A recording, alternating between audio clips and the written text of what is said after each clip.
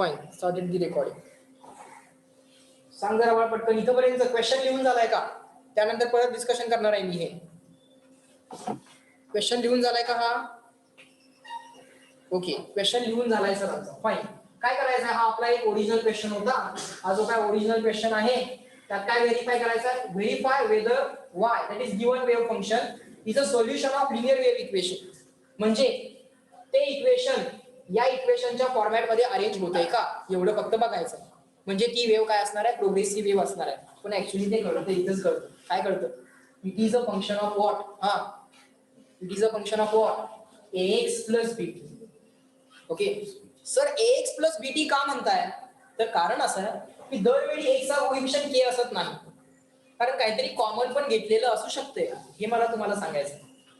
काहीतरी कॉमन पण घेतलेलं असू शकते. कॉमन घेतलं नसेल तर complete coefficient of x is k.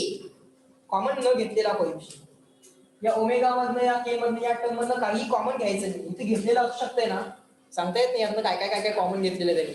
But still the ratio will not change. Omega upon K करा नाहीतर बी अपॉन टी करा, सॉरी बी अपॉन ए करा. टी चा कोइफिशियंट अपॉन एक्स चा कोइफिशियंट असं केल्यानंतर तुम्हाला काय मिळते? मोठ्याने सांगा. टी चा कोइफिशियंट. आता मी ओमेगा अपॉन के असं म्हणत नाहीये. आता मी काय म्हणतोय? टी चा कोइफिशियंट अपॉन एक्स चा coefficient. Coefficient of T upon coefficient of x. काय मिळतं आपल्याला? मोठ्याने सांगा. काय मिळते? वेव्ह वेलॉसिटी मिळते.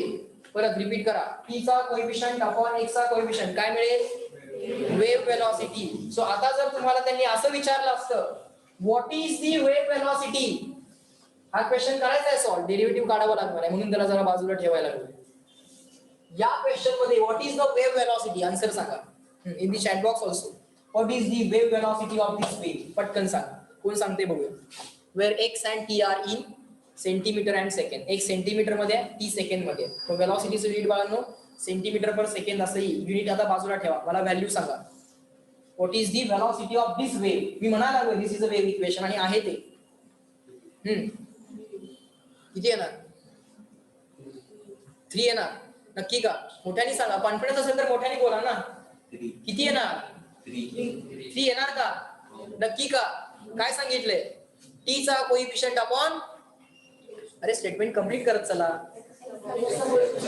मी थांबतोय याचा अर्थ मला आठवत नाही म्हणून थांबत नाही. मला सगळं माहित आहे की तुम्ही स्टेटमेंट कंप्लीट करायचं आहे. हसायचं असेल तर सांगा, तेवढ्या फक्त आम्ही कंप्लीट करतो स्टेटमेंट. बाकीच्या वेळी काय नाही. टी चा कोइफिशियंट अपॉन, हे एक्सपेक्टेड आहे. इतक्या दिवसात नाही काढत तुम्हाला काय करायचं. सो या वेव्हची वेलॉसिटी काढता आली असती आणि हे सांगता पण आलं असतं. काय सांगता आलं असतं की yes this is a wave equation because it is a function of ax plus minus BT. ax plus minus बीटीचं फंक्शन आहे ते. आता आहे का बघा ax प्लस मायनस बीटीचं फंक्शन? इथं टी आला आहे का? नाही, हे काहीतरी वेगळं आहे. It is not only the function of ax plus minus BT. ax plus minus बीटीचं फंक्शन नाही. इथं टी लिहिला फक्त बाहेर. त्या केसमध्ये ते वेव्ह इक्वेशन या वेव्ह इक्वेशनला सॅटिस्फाय करणार नाही. त्यावेळी ती काय प्रोग्रेसिव्ह वेव्ह घेता येणार नाही. समजतंय का? सो ही प्रोग्रेसिव्ह वेव्ह आहे हे माहित आहे. गंमत बघा आता, ही प्रोग्रेसिव्ह वेव्ह आहे हे माहित आहे because it is a function of ax plus minus BT. पण व्हेरीफाय करायला 2 वेळा डेरिव्हेटिव्ह काढावं लागते. अडचण तिथं आहे. त्यांनी काय सांगितलंय? व्हेरीफाय करायला सांगितले. व्हेरीफाय कुठे करायला सांगणार आहेत? एमसीक्यूच्या प्रश्नामध्ये व्हेरीफाय करायला सांगणार आहेत का? नाही. एमसीक्यूच्या क्वेश्चन मध्ये काय सांगणार आहेत? वेव्ह आहे की नाही सांगा. ते व्हेरीफाय करून सांगा नाही तर ट्रिक न सांगा, फक्त सांगा. बरोबर? सो आता याला जे काय व्हेरीफाय करायचं आहे ते करायचं थोडासा आपण प्रयत्न करूयात. एक इक्वेशन फक्त या टाइपचं, ह्या एक क्वेश्चन फक्त मी तुम्हाला व्हेरीफाय करून दाखवतोय. पण अदरवाईज तुम्हाला वेव्ह इक्वेशन आहे की नाही हे व्हेरीफाय करता आलं पाहिजे. बघा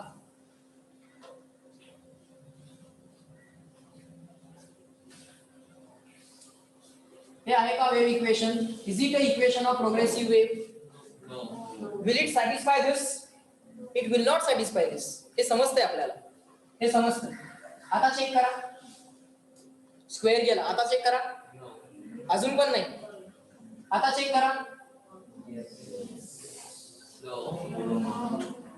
एक्स स्क्वेअर टी स्क्वेअर आलं. चालतंय का नाही? ax प्लस मायनस बीटी लिहायचं आणि त्याचा त्यानंतर काय करायचं ते करा, त्यानंतर काय करायचं ते करा, म्हणजे असं चालेल. चालेल. ax प्लस मायनस बीटी चं स्क्वेअर रूट आहे. ax plus minus BT should be a single term. ax plus minus bt should be a single term. So yes, it is, this equation will also satisfy this. ते करा तुम्ही, मग त्याचं derivative काढून बघा, कळते का? That will also satisfy. So this is also the wave equation because some constant into x plus minus some constant into t. What is the velocity of this wave? या वेव्हची वेलोसिटी काय असेल? t चा coefficient upon x चा coefficient. Again 3. समजतंय का सगळ्यांना? मोठ्याने सांगा येस नो. आता व्हेरीफाय करूया. चला, किती वेळ आहे आपल्याकडे? 9:30 वाजलेले आहेत. एक 10 किंवा 20 मिनिटं लागतील आपल्याला हे डेरिव्हेटिव्ह काढायला, कारण तुम्हाला डेरिव्हेटिव्ह हळूहळू येते, मला नाही. हा बघा, पहिल्यांदा काय करूया सर, एवढ्या हळू कशाला शिकवायला असं म्हणा. तर 10 मिनिटं घेता डेरिव्हेटिव्ह काढायला. मी उत्तरच सांगितलेलं आहे तुम्हाला ऑलरेडी, येणार आहे, सॅटिस्फाय होणार आहे. चला करा. काय करूया पहिल्यांदा? डो वाय बाय डो टी. चला माझ्या बरोबर करा, थोडंसं पास करायला शिकूयात आता. This two as it is. Okay, पहिल्यांदा ऍज इट इज लिहूया. जरा सगळ्या स्टेप्स करूयात पहिल्या केस मध्ये. 1 upon T square plus 1, let it be as it is. Fine sir. This two is a constant, can be taken out of derivative. Okay, do Y by do T काढायला लागलो, डो Y by डो x नाही. काय नाही, पहिल्यांदा हे काढतो, पहिल्यांदा इथं पण पोहोचणार आहे, पण नंतर हे काढणार. चल, two constant out of derivative, do by do t of इथं काहीतरी आहे. सो मला सांगा, की हा जो काही डिनॉमिनेटर आहे, त्या डिनॉमिनेटरला वाढवणं मी डायरेक्टली न्यूमरेटर मध्ये लिहिलो आणि रेस टू -1 लिहिलो. चालते, कुणाला अडचण नसाल? आहे का कोणाला अडचण? नाही, असायचं कारण पण नाही, कारण ते बरोबर लिहिले. So 2 into x raised to -1 ची डेरिव्हेटिव्ह काय येईल बा? Assume this as t. t raised to -1 ची डेरिव्हेटिव्ह काय येईल? Assume करा ना t याला, काय जाते? Assume करा t raised to -1. काय शिकवलं होतं? n into x raised to n -1. x raised to n ची डेरिव्हेटिव्ह काय? n into x raised to, repeat करा, x raised to n ची डेरिव्हेटिव्ह काय? n into x raised to n -1. मग t raised to n ची derivative काय? n into t raised to n -1. So derivative with respect to t चालू आहे, मग याला t assume करा. t raised to n as it is, n into t raised to, t म्हणजे काय, ज्याला t assume केलंय ते काय आहे ते? x plus 3t bracket square plus 1 n into t raised to n -1. n आहे -1, परत -1, nच -1 काय करायचं? n -1 चा आन्सर काय? n -1.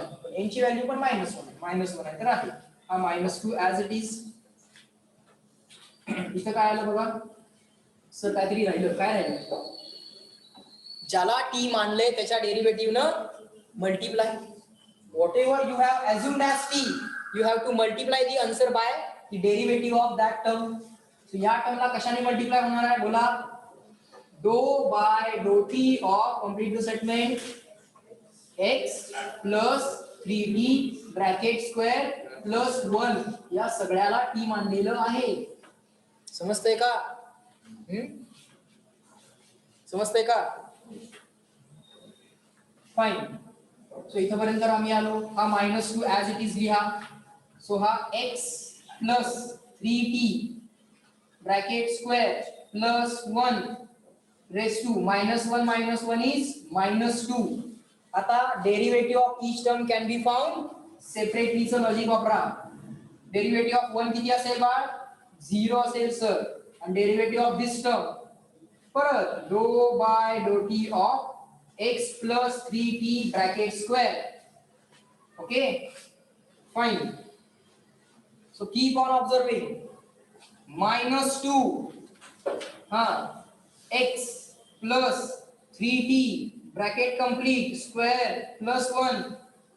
Of course कुठल्याही एमसीक्यूच्या क्वेश्चनला तुम्हाला हा क्वेश्चन येणार नाहीये. So just don't worry about it. हे काय चाललंय काही गरज नाहीये. मी जी तुम्हाला ट्रिक दिली आहे तेवढी ट्रिक बास आहे. कुठल्याही एमसीक्यू ला 4 मार्क मिळवायला ती ट्रिक बास आहे. आता आपण जे करायला लागलोय ते फक्त प्रॅक्टिस म्हणून करायला लागलोय. कळतंय का? ते कुठेही कुठल्याही एमसीक्यू ला विचारणार नाहीये, बोर्डाला तर हे नाहीच आहे. ते त्यांनीच विचार केला, आपल्याला देत नाही, कशाला त्यांना टाकायचं. बोर्डावर 100% नाहीये. So just don't worry. Okay, so just enjoy the mathematics. जे काय मॅथमॅटिक्स चाललंय ते एन्जॉय करा. ओके, इव्हन गोष्टींची कॉम्प्लेक्सिटी सुद्धा एन्जॉय करता येते. माहिती ना तुम्हाला, एखादी गोष्ट जेव्हा कॉम्प्लेक्स असते, थोडी थोडी जरी समजली तरी ती एन्जॉय करता येते. Just keep on enjoy. This आता परत एकदा डेरिव्हेटिव्ह काढायचे. किती वेळा डेरिव्हेटिव्ह काढायचे काय सांगायचं, आता 12वी पर्यंत काढायचे. Derivative of x plus 3t चा स्क्वेअर. आता काय करणार, या सगळ्या टर्मला काय अज्युम करणार, मोठ्याने सांगा. t अज्युम करणार. t स्क्वेअर ची डेरिव्हेटिव्ह काय असते, t स्क्वेअर ची डेरिव्हेटिव्ह काय असते 2t.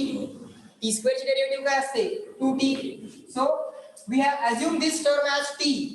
So we have assumed this term as t. t square ची derivative 2 times t. So x plus 3t as it is there.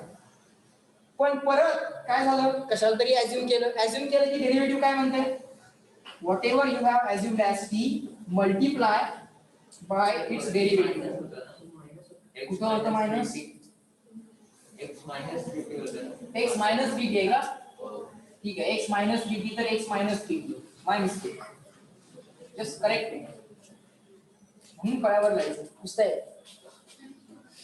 आहे. पुढे इनटू डो बाय डॉट टी ऑफ, ज्याला टी मानलंय त्याच्या derivative न मल्टिप्लाय. या आन्सरला काय करशील परत, x minus 3t च्या डेरिव्हेटिव्ह न मल्टिप्लाय करा.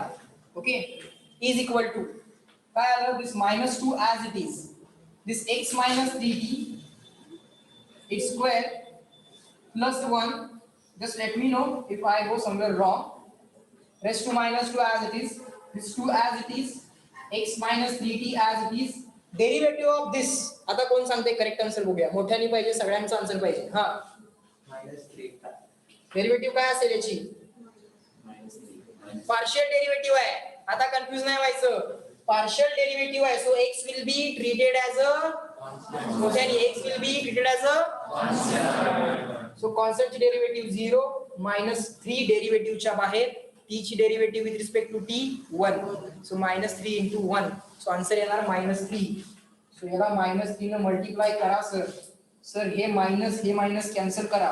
2 into 2 4, 4 into 3 12, so 12 into bracket x plus 3t bracket square plus 1 minus परत ब्रॅकेट इथं प्लस 1 कंप्लीट रेस टू -2 आणि हा x minus 3t as it is. Up to this point everyone clear? Reply in the chat box fast. इथपर्यंत समजलं का, इथपर्यंत समजलं. आता याच्या पुढे काय करावं लागणार आहे, तर याच्या पुढे आपल्याला अजून एकदा डेरिव्हेटिव्ह काढावी लागणार आहे. आता एक झालीये, कुठपर्यंत जायचंय, सेकंड डेरिव्हेटिव्ह पर्यंत जायचंय. समजतंय का everyone in the chat box also tell me. आता एक डेरिव्हेटिव्ह काढून झाली, डो Y by do t calculate करून झालं. आता काय करायचंय, परत आणखीन एकदा या फंक्शनची डेरिव्हेटिव्ह काढायची आहे, याची नाही. ते तर कॅल्क्युलेट करून झालं, त्याची डेरिव्हेटिव्ह तर कॅल्क्युलेट करून झाली एकदा. आता त्याचीच आणखीन एकदा जी डेरिव्हेटिव्ह आली आहे त्याची आणि एकदा डेरिव्हेटिव्ह काढायची आहे. Okay fine. तो काय करायचंय बघा, आता थोडस व्हेरीफाय करूया. परत do y do two y by do t square. Let me repeat it again, हे कुठेही विचारणार नाहीये, so just don't worry. Do Y by do t, sir do Y by do t calculate केलंय, do Y by do t of. JEE mains पेक्षा पण वरती चालू आहे, कारण की या फंक्शनचं परत एकदा डेरिव्हेटिव्ह काढायचं आहे. पण तेवढं करून काम संपणार नाहीये, अजून x बरोबर डेरिव्हेटिव्ह घ्यायची. सो बघा, let me write this square as it is. काही न बोलता भर करा की x minus 3t असं होत नाही. Bracket square plus 1 raise to -2, तर bracket complete raise to -2 multiplied by परत काय आहे x minus 3t. फाईन. आता याची डेरिव्हेटिव्ह कॅल्क्युलेट करायची.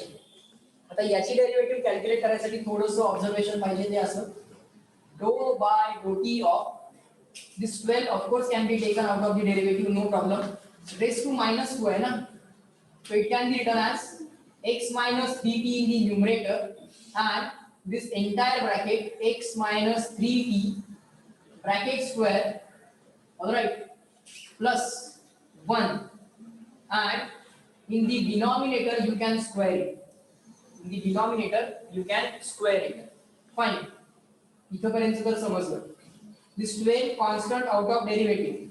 Okay. One function is in the numerator and one function is in the denominator. एक function numerator मध्ये आहे, एक डिनॉमिनेटर मध्ये आहे. So dou by dou t of हा झाला numerator divided by x minus 3t bracket square plus 1 bracket complete raised to 2. So this is derivative of division. दोन फंक्शनची न्यूमरेटर अपॉन डिनॉमिनेटर फॉर्मॅट वापरावा लागेल. Derivative of division. आता बघा derivative of division सुद्धा तुमचं रिकॉल होईल, रिवाइज होईल. Just keep on observing.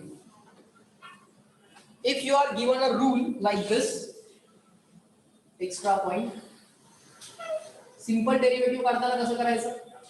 d by dx of some function in the numerator, some function in the denominator. काय शिकवलं होतं? Denominator into derivative of numerator minus numerator into derivative of denominator whole divided by denominator square.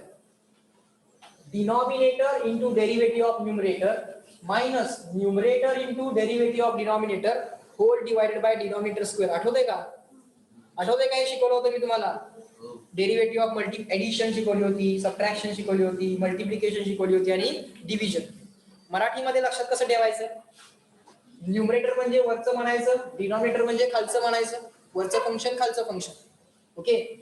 खालचं into वरच्याची derivative minus वरचं into खालच्या फंक्शनची derivative hole divided bye खालच्या फंक्शनचा स्क्वेअर. समजतंय का? जसं तुम्हाला ज्या लँग्वेज मध्ये लक्षात ठेवणं सोपं आहे त्या लँग्वेज मध्ये लक्षात ठेवा. फाईन. सो आता काय करणार? This will be treated as a numerator function.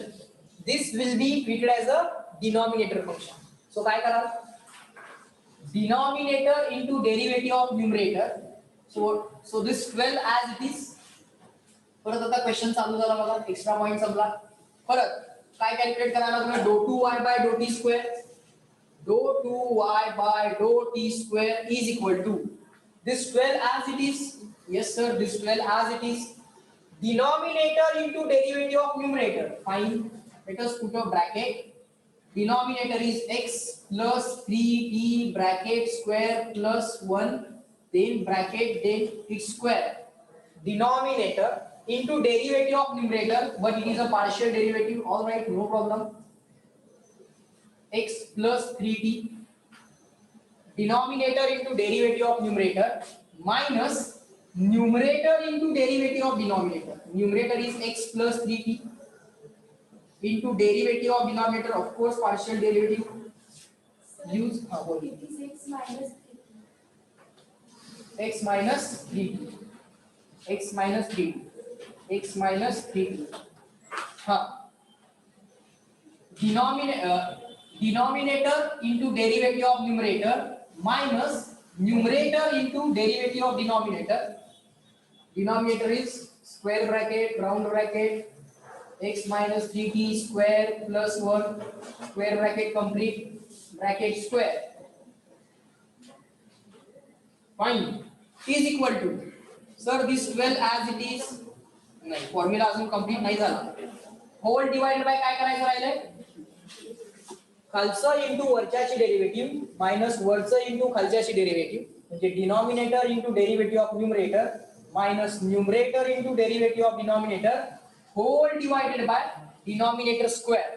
So this is the denominator x minus 3t bracket square plus 1. Okay. Standard way जो काय आहे त्या स्टँडर्ड वेनी आपण चाललोय. ओके.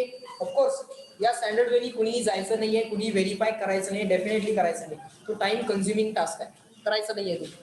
आपण फक्त ऑब्झर्व करायला लागलोय की यस हा स्टँडर्ड वे आहे, हा आपण कुठपर्यंत जाऊ शकतो. ते कॉम्प्लेक्स फंक्शन घेऊन आपल्याला त्याची 2 वेळा डेरिव्हेटिव्ह काढता येते का, आणि 2 वेळा डेरिव्हेटिव्ह काढायचे पण ती पार्शियल डेरिव्हेटिव्ह काढायची ती पण येते का. ओके, सो एक कॉम्प्लेक्स क्वेश्चन आयुष्यात आपण सॉल्व्ह करतोय तो करूया. चला, do two y by do t square is equal to, simple आहे. आता काय अवघड राहिलेलं नाही, डेरिव्हेटिव्ह काढणं काम आहे. आता सगळे रूल तर अप्लाय करून झालेले आहेत. दिस 12 as it is, this value as it is, just keep on writing now. x minus 3t plus 1 bracket square, याची डेरिव्हेटिव्ह काय असेल पटकन सांगा. हा, डो by do t of x minus 3t कोण सांगेल? -3 असेल. स्क्वेअर रिमेन, अरे याचा स्क्वेअर राहिला आपला, होल डिवाइडेड बाय डिनॉमिनेटरचा स्क्वेअर. आता फक्त डिनॉमिनेटर दिलाय, तर त्या डिनॉमिनेटरचा परत स्क्वेअर करायचा, त्या डिनॉमिनेटरचा परत स्क्वेअर करायचा. थँक्यू प्रसाद, तुझं लक्ष आहे.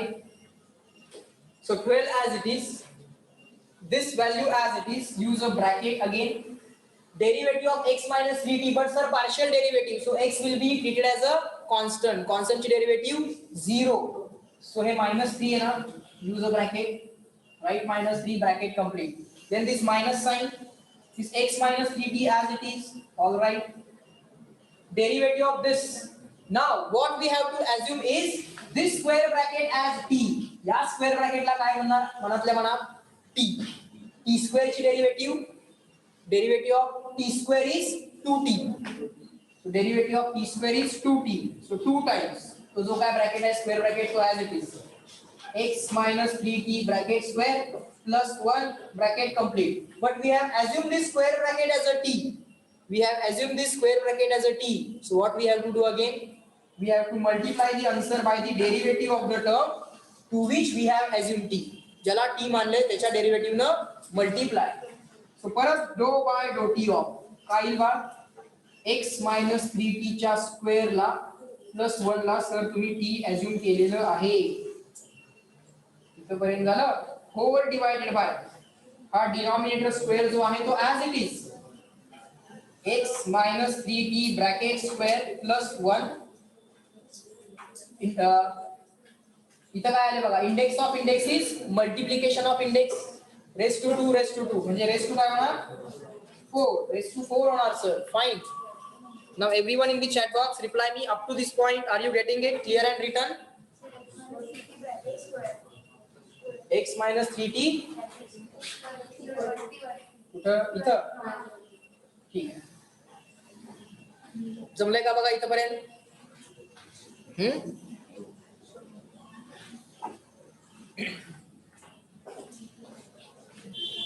फाइन, हे सगळं दिसतो आता. ऑलमोस्ट लास्ट स्टेपला आलोय आता. लास्ट स्टेपला आता काय करायचं आहे मला सांगा. इथपर्यंत सगळ्यांना समजलेलं जर असेल तर आता फक्त एवढंच मला सांगा, याची डेरिव्हेटिव्ह काढता येणार नाही का तुम्हाला? कारण आता सगळ्या डेरिव्हेटिव्हच्या टर्म तर गेलेल्या आहेत. राहिले काय फक्त आता ही टर्म राहिली डेरिव्हेटिव्ह काढायची. काढता येईल का तुम्हाला? याची डेरिव्हेटिव्ह काढता येईल का तुम्हाला? याची डेरिव्हेटिव्ह काढता येईल ना? याची डेरिव्हेटिव्ह काढल्यानंतर तुम्हाला काय मिळणार? Do two y by do t square मिळणार. ऑफकोर्स द पार्शियल डेरिव्हेटिव्ह काढायची आहे. Derivative of each term can be found separately करा. ऍडिशन आहे ना, समथिंग प्लस समथिंग आहे. Derivative of each term can be found separately वगैरे करून तुम्ही पुढच्या स्टेप्स करू शकता. ओके, पण ही जी काय व्हेरिफिकेशनची मेथड आहे ही तुम्ही मला सांगा, या व्हेरिफिकेशनच्या मेथडने आपण जायला पाहिजे का? 100% त्याचा आन्सर काय असेल? नो. पण जर करायचं ठरवलं तर आपल्याला डेरिव्हेटिव्ह काढता येईल की नाही? आपण आलो ना फायनल स्टेपला. ह्या डेरिव्हेटिव्हला तर तुम्हाला काढता येते, इथे तर माझी गरज नाहीये.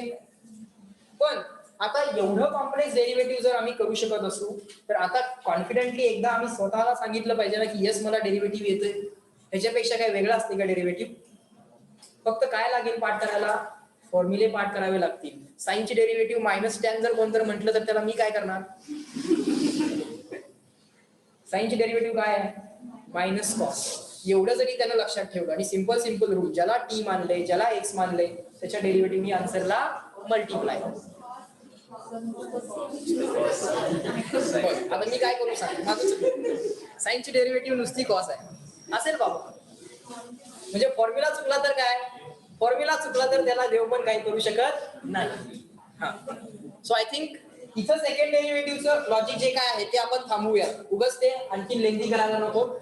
Okay, derivative with respect to x, partial derivative with respect to x and second partial derivative with respect to x similar basis वरती जाते. थोडे थोडे चेंजेस होतात. थोडे थोडे चेंजेस म्हणजे पण कुठं, अगदी शेवटच्या स्टेपला जी पार्शियल डेरिव्हेटिव्ह तुम्ही करता त्या पार्शियल डेरिव्हेटिव्ह मध्ये टी च्या ऐवजी फक्त एक्स व्हेरिएबल होतो, बाकी सगळ्या टर्म सेम राहतात. बाकी सगळ्या टर्म सेम राहतात. फक्त जिथं जिथं डेरिव्हेटिव्ह काढायचं काम होतंय तिथं विथ रिस्पेक्ट टू टी च्या ऐवजी तिथं काय होईल, तिथं विथ रिस्पेक्ट टू एक्स होणार. आणि तेवढ्या केसमध्ये फक्त इथं जसा टी ला व्हेरिएबल मानलंय तसं तिथं एक्स ला व्हेरिएबल ऍझ्युम केलं जाईल आणि बाकी सगळं कॉन्स्टंट ऍझ्युम केलं जाईल. एवढाच फरक होतोय दोन्ही प्रोसेसमध्ये, बाकी सगळं सेम येते. कळतंय का? बाकी सगळं सेम आल्यामुळं फरक कुठे होणार आहे, फक्त एक्स आणि टी यातल्या कुणाला कॉन्स्टंट ऍझ्युम करायचं त्या फायनल डेरिव्हेटिव्हच्या स्टेपमध्ये. बाकी सगळं आहे असं exactly as it is repeat होत आहे. ओके, त्यामुळे ते पण परत सांगायची काही गरज नाही. सो अशा टाईपचे फंक्शन्स आपल्याला व्हेरीफाय करता येतील. ओके, पुस्तकामध्ये त्यांनी काय केलंय, त्यांनी डायरेक्टली डेरिव्हेटिव्हच्या व्हॅल्यूज लिहिलेल्या आहेत. ओके, पण आपल्याला काढाव्या लागतील जर गरज पडली तर. मोस्टली गरज पडणार नाही, सो जस्ट डोंट वरी. आता कुठलाही क्वेश्चन व्हेरीफाय म्हणून एमसीक्यू ला विचारू शकत नाही, सो जस्ट रिलॅक्स. फाईन. नाव आता एक वेव्ह पल्स दिली आहे. आता एक आपल्याला त्यांनी वेव्ह पल्स दिली आहे. आता एक नेक्स्ट एक्झाम्पलला जातोय आपण. हे एक्झाम्पल आता इथं आपण थांबवूया. ओके, किती वाजलेत बघा, ओके, एक 5 मिनिटात आणखी एक एक्झाम्पल जरा मी सॉल्व्ह करतो. आजच्या लेक्चरला मी जो विचार करून आलो होतो तेवढ्या गोष्टी मला तुम्हाला सांगता येतील. ओके, पण आता काही जे बेसिक लॉजिक असतात वेव्हचे ते सगळे लॉजिक तर आम्हाला यायला लागले. जिथं मॅथमॅटिक्स कॉम्प्लेक्स होऊ शकतं तिथं ट्रिक असली पाहिजे. ऑलवेज लक्षात घ्या, जिथं गोष्टी कॉम्प्लेक्स होतात तिथं ट्रिक तयार करा. And we definitely have a trick, so just don't worry. So आता a wave pulse is travelling on a string at 2 metre per second. तो काय दिले आपल्याला, लिहा माझ्या बरोबर. Example number 2 of today's lecture. Wave pulse we are given, all right, no problem. It is traveling with a speed equal to 2 meter per second. Okay, fine. It is traveling with a speed equal to 2 meter per second. All right. The displacement y of the particle at x equal to 0. Y at x equal to 0. X equal to 0 asthana. Displacement y of the particle at x equal to 0 and at any time t. And at time t x equal to 0 असताना आणि कुठल्याही टाइमला is given by, म्हणजे काय, origin वरच्या पार्टिकलची displacement दिली आहे x equal to 0. या पर्टिक्युलर पार्टिकलची डिस्प्लेसमेंट दिली आहे y इज इक्वल टू काय दिलंय, 2 upon t² + 1. Fine, no problem. पण ती वेव्ह आहे म्हणून सांगितलेलं आहे. पण डिस्प्लेसमेंट कोणाची दिली आहे, x इक्वल टू 0 असणाऱ्या पार्टिकलची दिली आहे. Okay, fine. Find expression of function, काय विचारलंय, find y which should be the function of x, t. y काय असलं पाहिजे, x आणि t चं फंक्शन असलं पाहिजे, नुसतं x चं नाही, नुसतं t चं नाही. That is displacement of the particle at position x and time t. That is, काय विचारलंय, displacement of particle at any general position x and at time t, any general time t, origin वरच्या पार्टिकलचं x equal to 0 असणाऱ्या पार्टिकलच्या डिस्प्लेसमेंटचे equation दिलंय आणि विचारलंय काय, position equal to x असणाऱ्या पार्टिकलचं at time t डिस्प्लेसमेंटचं equation काय, असं विचारलेलं आहे. पण डेफिनेटली त्यांनी वेव्ह पल्स म्हणून दिलेली आहे. वेव्ह पल्स जर असेल तर एवढं तर मी तुम्हाला 100% शिकवलंय की it should be function of what, सांगा बरं, ax प्लस मायनस bt किंवा bt प्लस मायनस ax. बरोबर, सिक्वेन्स डज नॉट मॅटर सांगितलंय. मधल्या साईननुसार काय ठरेल, मधल्या साईननुसार फक्त सर डायरेक्शन ऑफ ट्रॅव्हल ठरेल. मधल्या साईननुसार काय ठरेल, डायरेक्शन ऑफ ट्रॅव्हल ठरेल. Fine, no problem sir. आता थोडंसं नीट लक्ष द्या, काय काय सांगायला लागलो. यात मी तुम्हाला काय शिकवलंय, coefficient of x omega upon k. Omega काय असतोय?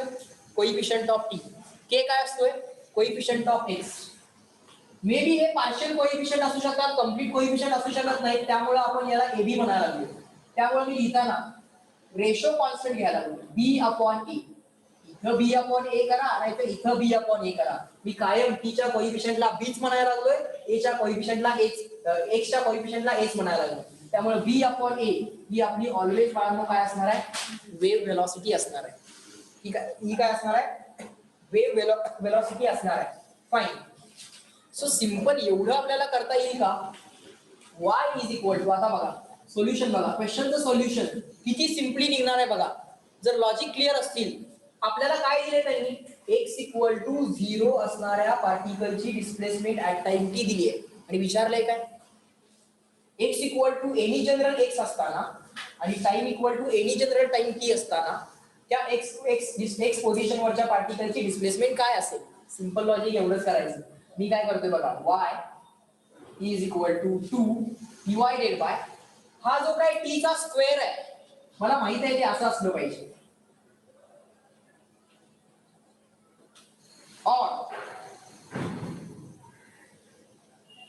और हे असं असलं पाहिजे. थोडंसं समजून घ्या. हा जो काही टी आहे तो ऍक्च्युली टी नसणार आहे. त्याच्यामध्ये x इक्वल टू 0 असल्यामुळे x दिसत नाही आपल्याला. x इक्वल टू 0 असल्यामुळे त्यातला x आपल्याला दिसत नाहीये. कळतंय का? पण तो x दिसायला लागला तर कसा दिसेल जरा?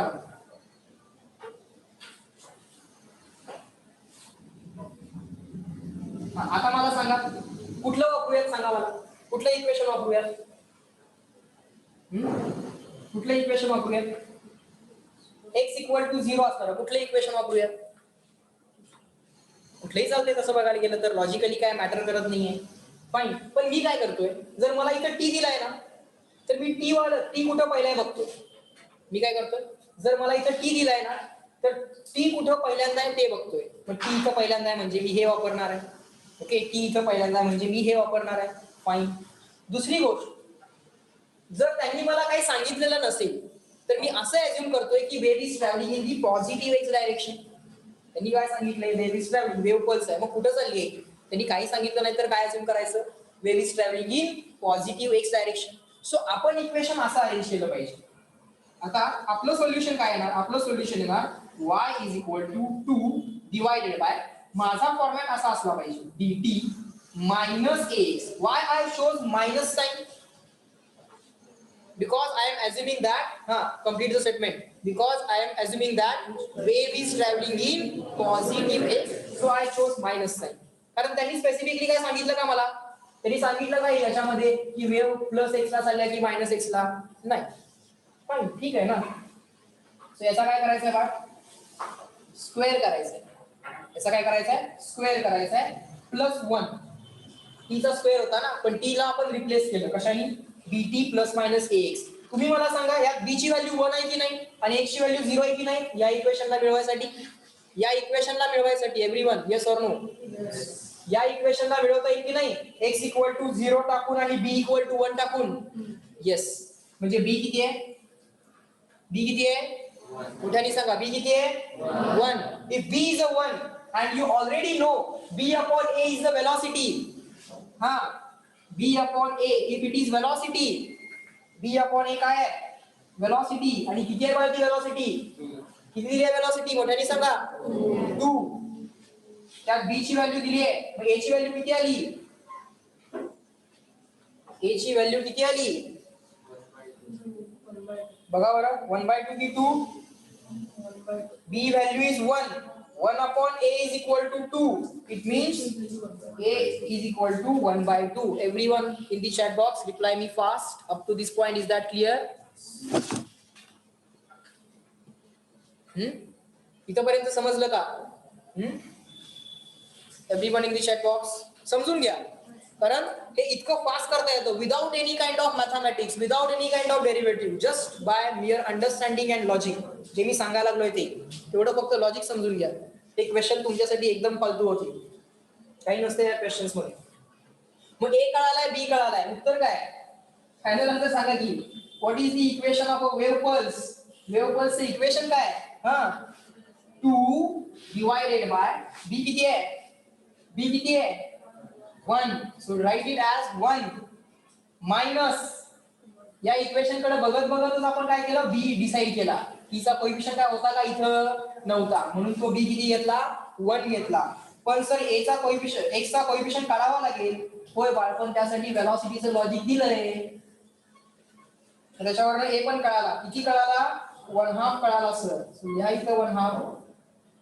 सो x/2 झालं. ब्रॅकेट कंप्लीट करा, त्याचा स्क्वेअर करा, प्लस 1 करा. So this is the equation of wave pulse. हे एका वेव्ह पल्सचं इक्वेशन आहे. ही वेव्ह पल्स अशी दिसणार आहे. एकदा स्ट्रिंग वरती करायची आणि सोडून द्यायची. ही वेव्ह पल्स पुढे जात राहते. ग्राफ प्लॉट करता येतात आपल्याला. एक्सच्या व्हॅल्यू घ्यायच्या, टी फिक्स करायचा पहिल्यांदा. एक्सच्या व्हॅल्यू घ्यायच्या, वायच्या व्हॅल्यू कॅल्क्युलेट करायच्या. ग्राफ येतो. वेव्ह पल्स कशी दिसेल ते काढता येते. तर आता लगेच प्रश्न विचारा, सर ही वेव्ह पल्स कशी काढली? सिंपल असतं. एखादा ग्राफ कसा काढला याचा आन्सर काय असतं? व्हेरिएबलच्या व्हॅल्यू घ्या, एका व्हेरिएबलच्या व्हॅल्यू घ्या, दुसऱ्या व्हेरिएबलच्या व्हॅल्यू प्लॉट करा, असा ग्राफ मिळतो. पण हे काय आहे? एका वेव्ह पल्सचं इक्वेशन. यात चेक करा, यात x=0 टाका, हे मिळते की नाही बघा. x=0 ला असं इक्वेशन होतं, त्यांनी सांगितलं होतं ना आपल्याला. इथे टाका बरं x=0, येते की नाही हे इक्वेशन? मोठ्याने सांगा, yes or no? Yes. So आता आपल्याला equation of wave pulse at x=0 दिले, पण आपण जनरल इक्वेशन मिळवलं. कसं मिळवायची मेथड समजली का? Everyone reply in the chat box. Is the method clear to all of you? How to find the general equation of the wave if the specific equation is given to us. एक specific equation दिलं त्यांनी आपल्याला, पण general equation विचारलं. करता येते, काय अडचण? जमलंय? जमलंय का बघा? ए बी च्या लॉजिक नुसार समजले का सांगा? क्लिअर अँड रिटन असं सांगा मला. की फायनल स्टेप लिहून झाली की सांगा मला. इथं खाली काय आहे? x/2 आहे. Good, very good. So are the things taught in today's lecture clear to all of you? आज थोडंसं मॅथमॅटिक्स पण बघितलेलं आहे. ऑफकोर्स एवढ्या कॉम्प्लेक्सिटीला तुम्हाला जायची गरज नाही आहे, लागणार पण नाही आहे ते आपल्याला. पण आपण ते करायला कॅपेबल आहोत. So in this lecture we are going to stop at this point. Okay, so remaining points we will see in the next lecture. Okay, chalo bye.